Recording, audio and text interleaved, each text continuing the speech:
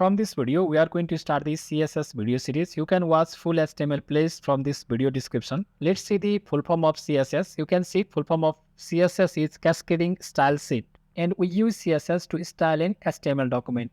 HTML is used to design a web page. It only designs the structure of the web page, and we can give beautification and some colorization, and we can make the attractive website using the CSS.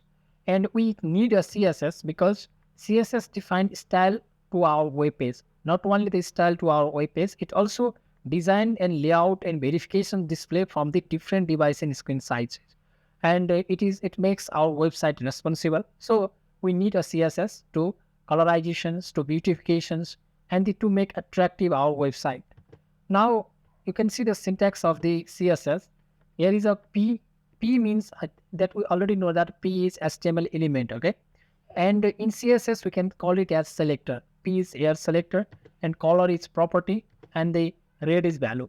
And if you talk about the both color and red at the same time, then this is known as the declaration part, and we can put more than one declaration. So in this way, you can watch some definition and the syntax of the CSS. We'll discuss only some important concepts from the CSS as we did in the HTML video series. If you get any confusion regarding this video, you can ask me in the comment section. Thank you.